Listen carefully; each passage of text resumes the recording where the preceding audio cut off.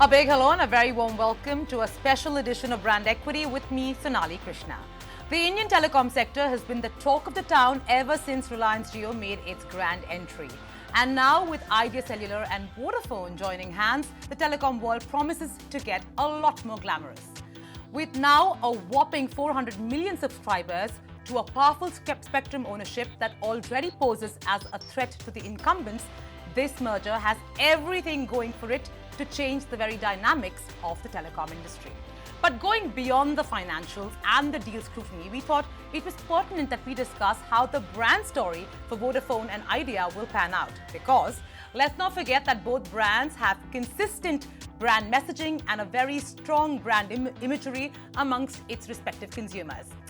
The global CEO of Vodafone has stressed that both Vodafone and the Idea brands will operate separately for the next few years till the merger is completed.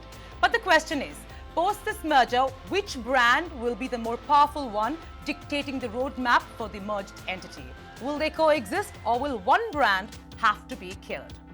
And to discuss just that, I'm joined by men who are experts in branding as well as the telecom category. And hopefully this discussion will throw some light on what the future beholds for the Voda-Idea combined. So joining me from Mumbai, I have Santosh Desai, a well-known man in the world of brands, a very, very stellar advertising career. And next to him, I have KV Sridhar, who we affectionately call Pops. Former Leo Burnett handled a lot of, telecom brands, and of course now the founder of a new agency called Hyper Collective. Joining us from Delhi, I have Jaideep Mehta of IDC India. And Jaideep is really a man with, lots of telecom gravitas. And I also have Sanjay Gupta, who's very, very sweetly agreed to join us from an airport. Sanjay Kapoor, who's joining us from the Bangalore airport to, contribute to this brand discussion. Thank you so much, gentlemen, for joining us. So let me first open the question to the men who are with me in the Bombay studio. Santosh, you've followed brands, you've worked on brands. You followed this story. What do you think? Post the merger, which of course is some time away, do you think they will keep them operating as two separate brands, or do you think that's just talk right now and they will merge it? No, I do think that they'll keep it separate because they're both strong brands in terms of at least the investments that have gone into both brands. And right now, I think if I was to look at the merger, I see the logic for the merger being not dictated by the brand in any case. The logic for the merger has been dictated by business and some of the considerations that go relatively at the back end of the business. And therefore, in the immediate context, I see no reason why the brand should be merged. I don't think that's the direction, that's the reason for doing this in the first place. If the reason had been to operate as a single brand, the logic and therefore from day one, that would have been the perspective, which clearly does not seem to be the case. So you're saying they will be independent brands, but they will, of course, use the leverage of... For now. I mean, how the future pans out and what imperatives there are in the future is something that we'll have to wait and watch. But for now, And you think that's a good idea? I don't think there is an option really, because in a sense, you have two strong assets currently. You have an equal partnership on the face of it. Sure. And they're both roughly of a similar size, not a very dramatic difference. Different, yes. It doesn't really make sense to sacrifice the franchise that you have for one brand in order to get some sort of a conceptual unity of a single brand for now. And that, like I said, if that is not the logic for doing it currently, why force yourself into that situation this early on? Pops, as a man who's, worked on telecom brands earlier and was also part of the Idea launch when you were with Lowlintas, you have to agree that Vodafone's positioning and Idea's positioning are vastly different, right? Vodafone slightly more elite and, Idea, lower socio-economic group. So would you say that it would make sense for them to come together as a single combine and then take over the grand player in Jio? I think, as Santosh was saying, both personalities are different as far as consumers are concerned. Markets are different. The geographical markets are different. At the same time, the offerings are different. But what happens when two individual brands are held by the same company? We have seen in the past, what happened with Coca-Cola and Thumbs Up. because of the brand power, and then the brands are not exactly competing with each other in the same mind space. So therefore, they both can stand individually strong. Having said that, when a company gets merged, when the brands operate independently, there is a lot of temptation to backward integrate a lot of stuff.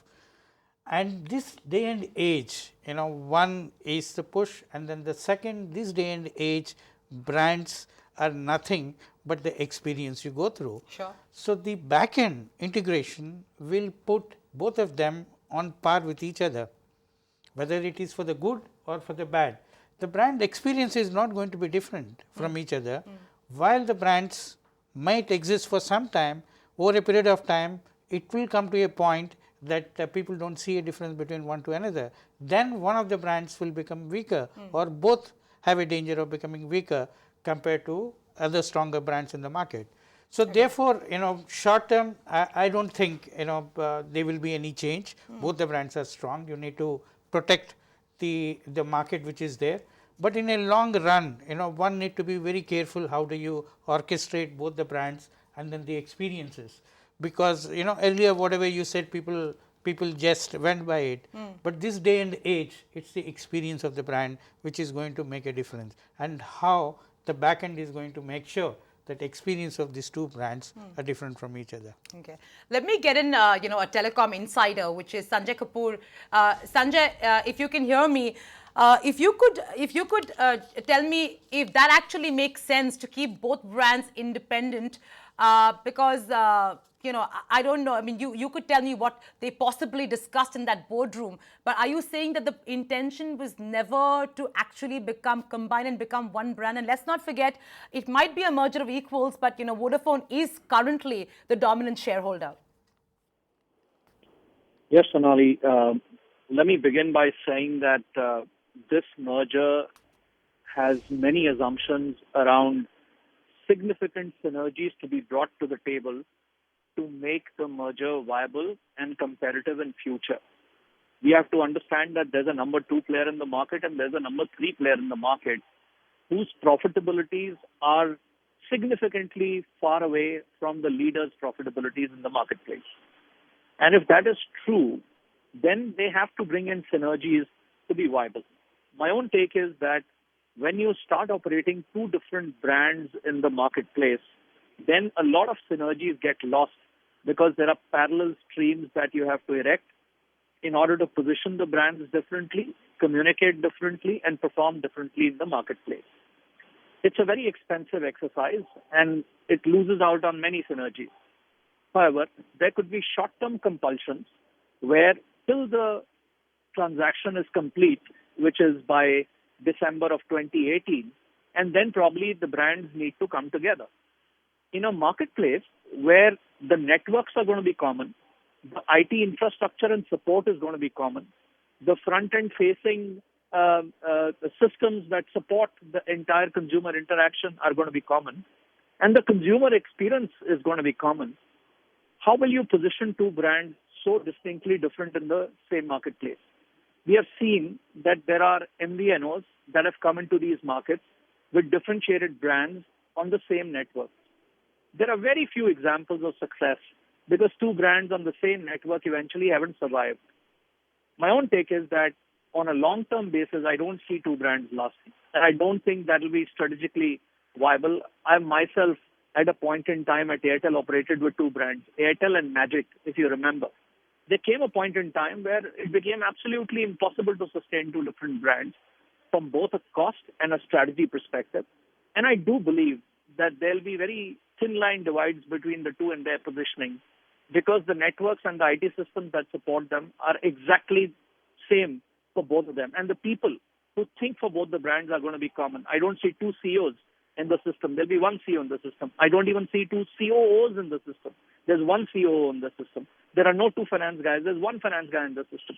So if you look at all these things, unless and until you bifurcate the organization into 2 different separate organizations to support 2 different brands, it's very difficult to sustain it. So my verdict is that I think after this transaction, they'll have to seriously think about how to bring these brands together and take a call of one versus another, or have a neutral brand that drives synergies and attracts the customer bases, which are distinct to two separate brands, one more strong in the rural fraternity and one more strong in the urban clans? Sure. That makes a lot of sense, Sanjay. But I just want to get Jaideep to either agree with Sanjay or go with the view that the gentlemen in Bombay have, that they've actually strategically are going to keep it as two different operating brands, or do you think, as Sanjay said, it would just not make sense?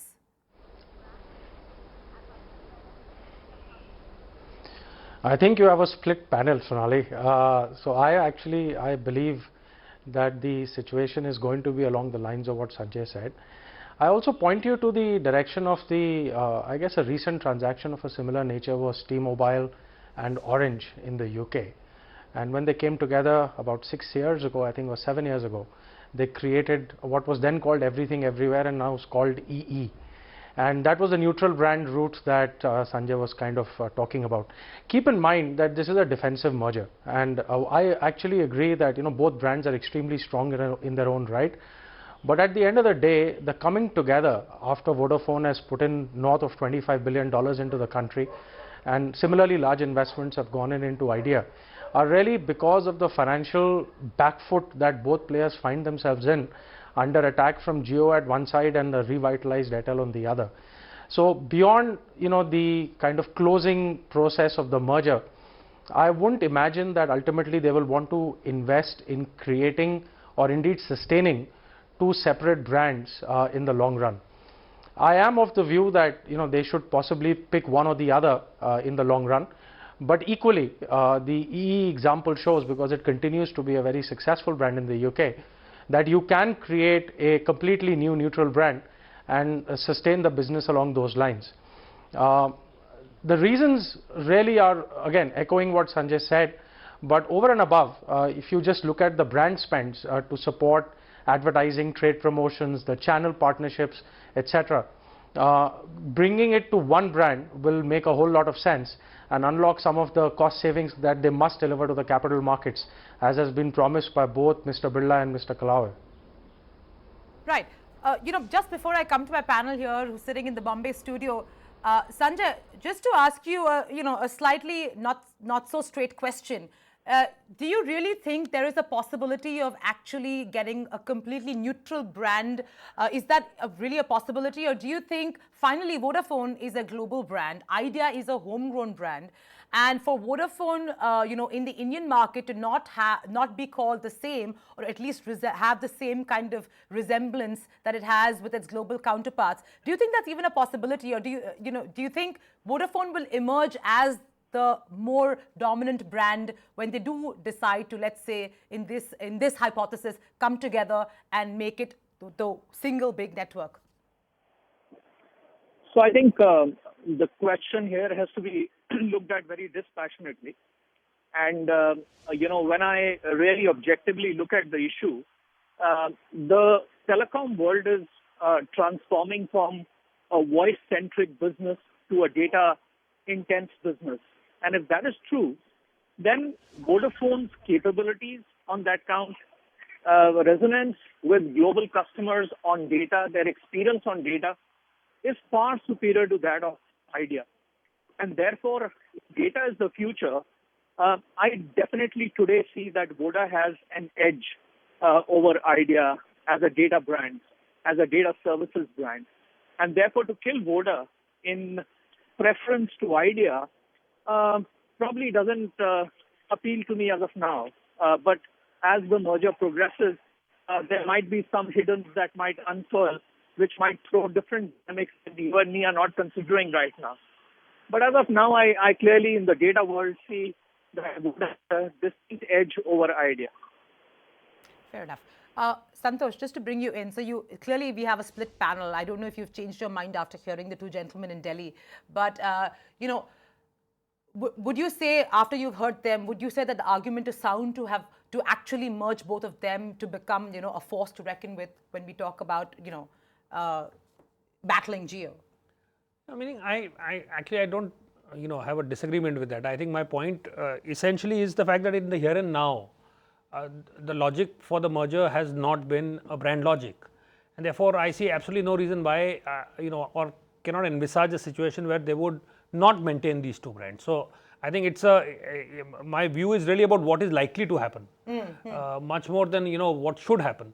What should happen going forward? I do think that going forward they would have to confront that question, and exactly I think the way that Sanjay framed it in terms of the fact that whether a neutral brand or whether to have one of the two sort of left standing. I think that's a question they will confront as they go along. So I mean, on that front, I have no disagreement at all. I think that's the way forward. As to what the considerations at that time will be, the only thing I would say, although without prejudice to that position that I just articulated, is the fact that I think it's a bit of a misnomer about this, also about the alleged strength of these brands. Okay. I mean, Pops just talked about the fact that brands are experiences, and as a user of two of these brands, I have both brands, that I use. There is not a bit of a difference in the experience, right? So this is, there is an enormous amount of front-end money that is spent, and so the front-end differentiation is strong. Sure. The back-end differentiation, in terms of the customer experience, and this is, a lot of experience that you talk about. It is one of the categories that causes an enormous amount of dissatisfaction, and I don't think there is too much to be crowing about the strength of the brand at the back end for any of the brands. Fair enough. I think that's a valid point. You're in agreement with that. There is not really much differentiation apart from the way the brand is, each brand is positioned themselves. They may not be, as one of them were saying, that once both the entities come together, there is going to be a lot of back-end integration is going to happen. So when back-end integration happens, the size will be cut to half, and then you will have a lot of savings, and you will also have a lot of money to invest in making your experience far superior than anyone else. Then the question is, where do you put your money? Correct. If both the brands give the same kind of experience, then how do people choose one against the other? So that is where but the problem will come post the entire merger closure happens end of next year, is you will face a situation where the brand strength as of today might become that point in time little lesser or more powerful, we don't know. Sure. Depending on what experience you deliver and then how you are going to really steer the brands. I guess at that point in time one has to make there is no neutral brand. Actually, neutral brand is that would be very stupid completely to come up with a neutral brand. I think one of the brands, the lesser, the weaker brand, will become a sub brand, maybe a rural brand and an urban brand, because that is where the voice penetration is happening. That is where even the low end data penetration is going to happen, and then you have a competitor in Geo to really counter. So you may have an umbrella brand and a sub brand situation. That's what I think may happen at the end of year 2. If I had to ask you, Jaideep, if between the two brands, if one brand had to remain, I just want you to look at the future and tell me what you think will happen. Did you think Vodafone will put pressure to make it the mainstay brand? Because they're the dominant shareholders. As of now, we know Idea stands at 26. By the time they get to, let's say, add another 9%, it's another, they can decide that after 4 years, and they have another 5 years to raise their stake. So we're really talking about a 9-year post scenario, which is really, in the very distant future. So would you say that you see, let's say in the 3-year time frame from now, where we're standing today, that Vodafone would have likely managed to have somehow navigated their way and make it the key brand and the only brand that we will have amongst these two? See, I'll give you a couple of precursors to my answer. So one, as far as I can see, and I think it's fairly clear that this transaction is signaling Vodafone's retreat from the India market. I cannot imagine any other way of sort of describing this transaction, where they've agreed to equal voting rights even though they are the dominant shareholder. And I think the most important signal there is that the Idea CEO has ended up as the CEO of the combined entity. I think that's one point to consider. The second point, completely different, picking up from Sanjay's commentary about the data piece. Now, when you look at data being the future, which is absolutely the case, then the fact is that this data is manifested in all kinds of services that consumers consume. For example, video calling or consumption of media services like movies and music and so on. So what to my mind will drive the brand decision is not necessarily Voda's sort of mythical power over their joint venture partner or otherwise, but really which brand resonates more with the consumers when it comes to a bouquet of data-driven services which they are looking to consume. I actually am in agreement where I think someone mentioned earlier that, or I think it was you who said that, Voda is seen as a more premium brand relative to Idea. Now, whether that transfers itself to the consumption of, for example, movies or video calling or other services is yet to be seen. So I'm going to sit on the fence for the moment because I think it's incredibly difficult to visualize how this will play out from a brand perspective. But I am certainly on that side of the house which says that, let's say 18 months or 24 months from now, they will have to look at which brand they sustain. I can't imagine them having the resources to support two brands full out. Now, whether that becomes an umbrella versus subsidiary brand strategy or they look at just one brand remains to be seen here. Right. Sanjay, if I can get your view on the, the power equation between, Voda and Idea. And yes, he made a good point that the Idea CEO will be the new CEO. But if you could, get into what would have likely been discussed in that boardroom and give me your views on that whole power equation. And, should we be reading too much into the fact that, the Idea CEO is actually going to be the new CEO, and hence, where the power equation is really tilting, or you think, I think we've lost Sanjay, but I mean, I want to bring this to you, and then I'll take it to Sanjay when we get him. Do you think we're reading too much into the fact that, Idea may be the more powerful one, or maybe an equal partner in this merger because of this appointment, or do you think, finally, this will play out differently? No, I think it's a fair point, and I think that the fact that management, I think, is a strong signal as to who's eventually in a 50-50 who gets to run something. And plus, as I think Jaideep pointed out, in fact it isn't 50-50, and there are equal voting rights. So I think there's a strong signal there. The strong signal that Voda for Voda, it is a retreat, and if it is in retreat, then the power equation willy-nilly, it would suggest that Idea would take responsibility for this entity, even if there is a strong voice that Voda has. So I think one has to see that very clearly through the frame of management, and going forward. Therefore, while on paper, I think the argument that Vodafone would be a stronger brand, it's a global brand, Sure. more data facing, etc., is true. But you have to then balance that with the fact that if the people eventually responsible for running the entity are going to come from the Idea side of the table, then what are they most comfortable running, and what are they most comfortable with? Sure. So I think at this stage, I think that is an open question, and it would be really difficult to take a call on that right now. Sanjay, we lost you there for a moment, but I was asking Santosh about the fact that, what do you think is the power equation there between these two entities, and should we read too much into the fact that the Idea CEO will be the new CEO of the new entity? Are we reading too much into it? And what, in your opinion, where do you think this whole power equation is? Look, one thing is very evident that this has been a very good deal for Idea, not having equal amount of shareholding, but having voting rights, having a call option, which is a single-sided call option for future at a predetermined price, is all, basically pointing to the fact that there is some edge that they have in this dialogue that has happened to put this merger together, right? And whether it will be their CEO or not, I'm not privy to that. I'm aware that chairman is theirs, and the CEO and COO will be jointly appointed. But very clearly, those will be some indications to say which brand is going to prevail in future.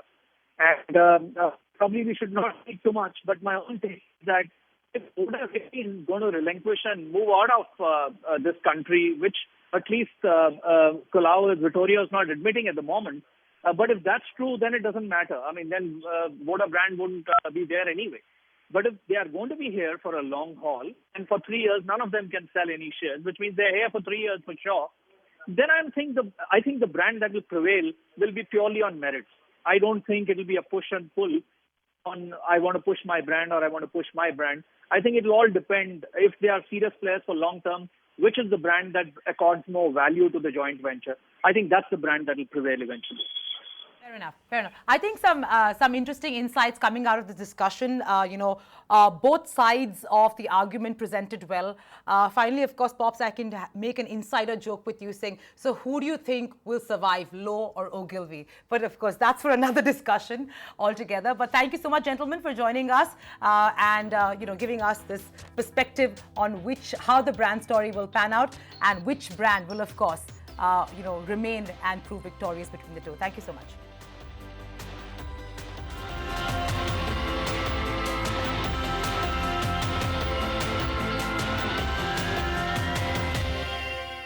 Find us on Facebook at facebook.com/ETNow and don't forget to click the like button. You can also follow us on Twitter at ETNowLive. To stay updated with all our programming, hit the subscribe button on our YouTube channel by logging on to youtube.com/user/ETNow.